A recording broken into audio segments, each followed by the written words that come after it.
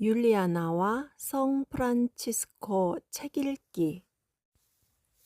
성 보나벤투라 전기문학 선집, 성 프란치스코 대전기, 기적모음 소전기, 바뇨레조의 성 보나벤투라 지음, 한규희 옮김, 도서출판 자금. 아시시의 성 프란치스코 대전기. 성 프란치스코의 생애 14장 인고와 죽음. 1. 이제 프란치스코는 몸과 마음으로 그리스도와 함께 십자가에 못 박혔고 하느님을 향한 세라핌 사랑으로 불타올랐을 뿐만 아니라 십자가에 못 박히신 그리스도와 함께 사람들의 구원도 목말라 하게 되었다. 그런데 그는 발에 못이 솟아나온 부분 때문에 걸을 수가 없었다. 그래서 초주검이 된 자신의 몸을 마을과 고을로 실어 옮기게 하고 다른 사람들에게 그리스도의 십자가를 지도록 격려하였다. 또한 자신의 형제들에게 이렇게 말하곤 하였다. 형제 여러분, 우리 주 하느님을 섬기기 시작합시다. 지금껏 우리가 이룬 것이 너무 적기 때문입니다. 그는 초창기 때의 겸손함으로 돌아가고자 하는 큰 열망으로 불타올라 처음처럼 나병 환자들을 돌보고 피로로 녹초가 된 자신의 몸을 다시 한번 노예처럼 다루려 하였다. 그는 그리스도를 안내자로 삼아 위대한 일을 행하기로 결심하였고 비록 그의 팔다리가 부서지긴 하였지만 굳세고 강한 정신으로 적과의 전투에서 승리하기를 바랐다. 사실 사랑이라는 채찍질로 더 큰 일을 하도록 재촉할 때에 무기력함이나 게으름은 머물 자리가 없다. 프란치스코 안에는 육체와 정신이 조화를 이루고 육체는 정신에 순종할 준비가 되어 있었기 때문에 정신이 가장 높은 성덕에 이르는 길로 나아갈 때 육체는 정신에 맞서지 않았을 뿐만 아니라 오히려 정신을 앞서 나가려고 애썼다. 2. 모든 것을 완전케 하는 공로는 인내를 통해 프란치스코 안에 높이 쌓여갔다. 그래서 하느님의 사람은 여러 가지 질병으로 몹시 아프기 시작하였는데 고통스러운 통증으로 그의 몸에서 안 아픈 부위가 한 곳도 없을 지경이었다. 결국 그는 다양하고 지속적이며 끊임없는 질병으로 살이 다 빠져 뼈에 살가죽만 달라붙어 있는 상태에 이르렀다. 비록 그의 몸은 엄청난 통증으로 괴로웠지만 그는 자신의 이 아픔을 고통이라 부르지 않고 자매라 불렀다. 한 번은 찌르는 듯한 아픔이 그를 평소보다 더 괴롭혔을 때 단순한 사람인 한 형제가 그에게 이렇게 말하였다. 형제, 주님께 당신을 좀 더 관대하게 대해주시도록 기도하십시오. 제가 보기에 그분의 손이 너무나 힘겹게 당신을 짓누르고 있는 것 같기 때문입니다. 이 말을 듣자 거룩한 사람은 크게 탄식하며 외쳤다. 내가 그대의 순수함과 단순함을 알지 못하였다면 나는 이 순간부터 그대의 형제를 혐오했을 것이요. 그대가 감히 나를 대하는 하느님의 태도를 잘못된 것으로 판단하려 했기 때문이요. 그리고 그는 오래되고 위중한 병으로 완전히 녹초가 되어 있었지만 자신을 땅에 내던져 약해진 뼈들이 크게 흔들릴 만큼 심하게 넘어졌다. 그런 다음 땅에 입을 맞추며 말하였다. 제게 주신 이 모든 고통에 대해 주 하느님께 감사드립니다. 더불어 저의 주님, 당신이 원하신다면 그 고통을 100배로 늘려주시기를 청합니다. 당신이 저를 관대하게 대하지 않으시고 아픔으로 고통스럽게 하신다면 저는 매우 기쁠 것입니다. 당신의 거룩한 뜻을 실행에 옮기는 것은 제게 차고 넘치는 위로가 되기 때문입니다. 이 때문에 형제들은 육신이 점점 약해져 갈 때 오히려 영혼의 힘은 커져가는 그에게서 또 다른 욥을 보고 있다고 믿었다. 프란치스코는 이미 오래전부터 자신이 죽을 날을 알고 있었다. 그래서 그날이 다가오자 그리스도께서 그에게 밝혀주셨듯이 형제들에게 이제 곧 자신의 몸이라는 천막에서 벗어나야 한다고 말하였다. 3. 거룩한 오상을 받고 난 뒤 2년 동안 곧 회개한 지 20해 되던 해에 프란치스코는 천상 예루살렘을 건설하는 데 쓰이게 되는 돌처럼 그리고 여러 어려움의 끊임없는 단련 아래 완성에 이르게 되는 금속 물질처럼 자신을 괴롭히고 시련을 겪게 한 질병들로 단련되어 다듬어졌다.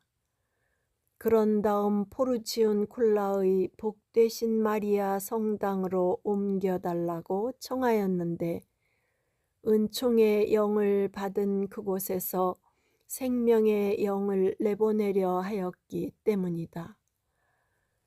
그곳에 도착하였을 때 그는 이 세상과 공동으로 소유한 것이 아무것도 없다는 모범을 진실하게 보여주고자 자신이 겪은 모든 고통에 종지부를 찍을 만큼 심한 병을 앓고 있는 가운데 열렬한 마음으로 자신을 맨 땅에 완전히 벌거벗은 채로 눕히게 하였다.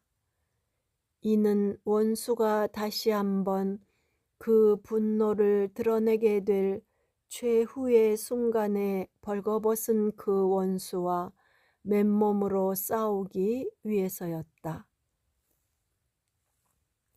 이렇게 거친 천으로 만든 옷을 벗고 땅 위에 누워있던 그는 평소대로 하늘을 향해 얼굴을 들고 천상 영광의 모든 것을 의탁하며 자신의 오른쪽 옆구리에 난 상처가 보이지 않도록 왼손으로 가렸다.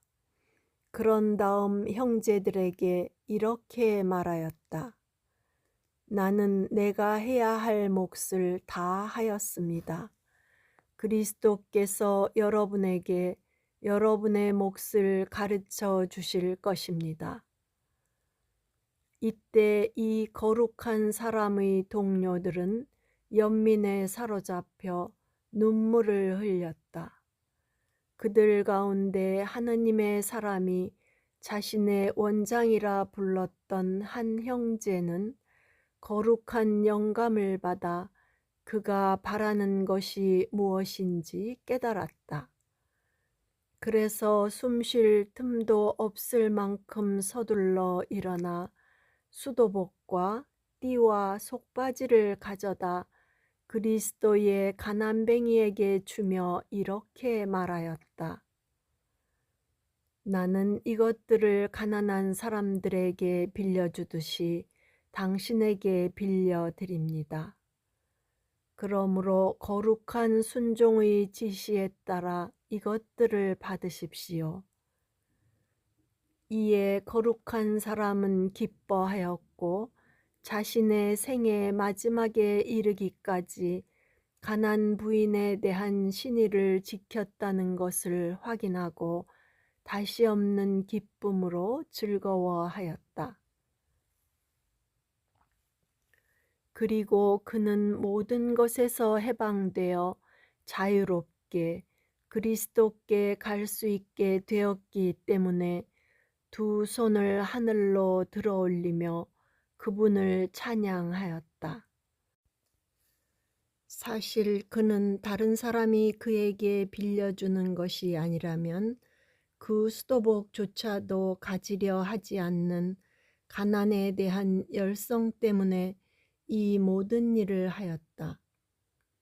그는 의심할 여지 없이 가난하고 고통스럽고 벌거벗긴 채 십자가에 달려 못 박히신 그리스도와 모든 면에서 일치하기를 원하였다. 이런 이유로 그는 자신의 회개 생활을 시작할 때 주교 앞에서 알몸이 되었고 이 때문에 이 세상을 알몸으로 떠나고 싶었다. 그래서 자신을 돌보는 형제들에게 자신이 세상을 떠난 것을 확인하게 되면 순종과 사랑으로 자신을 1마일 거리를 여유롭게 걸어가는 데 필요한 시간만큼 맨 땅 위에 그대로 놔두도록 요청하였다. 그는 철저한 모방으로 살아있는 동안에는 살아있는 그리스도를, 죽음을 맞이할 때에는 죽어가는 그리스도를, 그리고 숨을 거둔 뒤에는 숨을 거둔 그리스도와 일치를 이루려 애썼다. 또한 외적으로 유사한 상흔을 받기에 합당하였다. 그러기에 그는 참으로 가장 그리스도를 닮은 사람이었다. 5. 세상을 떠날 때가 가까워지자 프란치스코는 그곳에 있던 모든 형제를 곁으로 불러 다정한 말로 자신의 죽음에 대해 그들을 위로하며 아버지와 같은 마음으로 그들에게 하느님에 대한 사랑을 권고하였다. 그는 인내심과 가난, 그리고 거룩한 로마 교회에 대한 순종을 간직할 필요성에 대해 이야기하고자 잠시 멈추었고 다른 모든 규범보다 거룩한 복음을 더 우선시해야 한다고 말하였다. 그의 곁에 둘러앉은 모든 형제 위로 두 팔을 교차시켜 자신이 늘 사랑한 표시인 십자가 모양으로 두 손을 펼친 다음 십자가에 못 박히신 그분의 권능과 이름으로 그 자리에 있는 형제와 없는 형제 모두를 축복하였다. 이어서 이렇게 덧붙여 말하였다. 모든 아들 여러분, 주님을 경외하며 잘 지내십시오. 그리고 언제나 그분 안에 머무르십시오. 또한 유혹과 시련이 닥쳐올 터인데 그때 시작한 일들을 끝까지 해내는 사람은 복됩니다.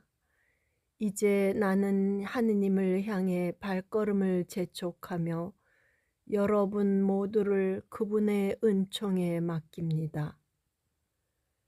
그는 이와 같은 다정한 권고를 마친 다음 복음집을 자신에게 가져다 달라고 하여 파스카 축제가 시작되기 전이라는 말로 시작되는 요한복음의 구절을 자신에게 읽어달라고 청하였다. 그런 뒤에 그는 할 수 있는 한 크게 시편을 노래하였다. 큰 소리로 나 주님께 부르짖네. 큰 소리로 나 주님께 간청하네. 이어서 그는 마지막 구절까지 다 낭송하였다. 당신께서 제게 선을 베푸실 때 의인들이 저를 둘러싸리이다. 6. 마침내 프란치스코 안에서 모든 신비가 다 이루어졌을 때 지극히 거룩한 그 영혼은 육체에서 해방되어 영원한 빛의 심연에 잠겨들었다. 그리고 이 복된 사람은 주님 안에서 잠들었다. 그의 형제들과 제자들 가운데 한 사람이 그 복된 영혼이 찬란히 빛나는 별의 모습으로 크나큰 물 위에 떠있는 하얀 구름 위에 올려져 하늘로 곧장 올라가는 것을 보았다. 뛰어난 성덕의 순수함으로 빛나는 동시에 천상의 지혜와 은총의 풍요로움으로 가득 찬 이 영혼은 그의 거룩한 덕행들의 힘으로 빛과 평화의 나라로 들어가 그곳에서 그리스도와 함께 영원한 안식을 누렸다. 또한 당시 테라디 라보로 지방 형제들의 관구장으로 틀림없이 올바르고 거룩한 사람이었던 아우구스티노라는 형제도 그때 임종의 순간을 맞이하고 있었다. 그는 이미 얼마 동안 말을 잃고 있었는데 그 자리에 함께 있던 모두는 그가 갑자기 기다려 주십시오, 사부님. 잠시만 기다려 주세요. 저도 당신과 함께 가겠습니다. 라고 크게 외치는 소리를 들었다.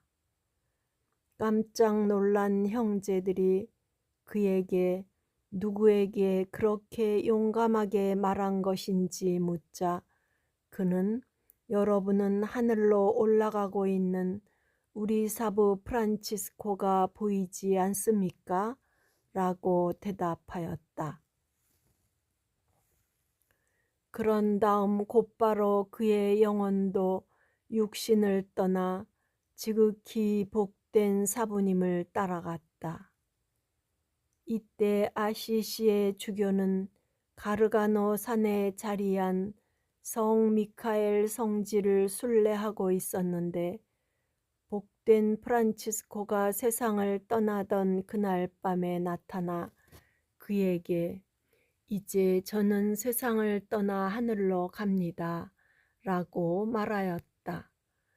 아침에 일어나 주교는 그의 동료들에게 자신이 본 것을 상세히 전하였고 아시시로 돌아와 신속히 꼼꼼하게 조사하여 환시로 자기에게 나타난 그 시간에 복된 사부님이 이 세상을 떠났음을 매우 확실하게 알았다. 종달새는 해질녘 어스름을 싫어하고 빛을 좋아하는 새이다. 그러나 거룩한 사람이 세상을 떠나던 순간 밤이 다 되어 어둠이 짙어가고 있음에도 불구하고 종달새 한 무리가 수도원의 지붕 위로 날아왔다. 그런 다음 특별한 기쁨의 노래를 지저귀며 오랫동안 날아다녔다. 그 새들은 주님의 찬미가를 노래하도록 자주 자신들을 초대하던 이 거룩한 사람의 영광을 경축하며 분명하게 증언하러 왔던 것이다.